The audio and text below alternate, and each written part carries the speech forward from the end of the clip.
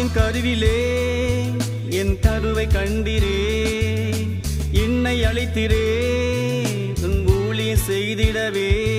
என் தாயின் வயிற்றிலே என் கருவை கண்டிரே, என்னை அழைத்திரே உன் ஊழியம் செய்திடவே.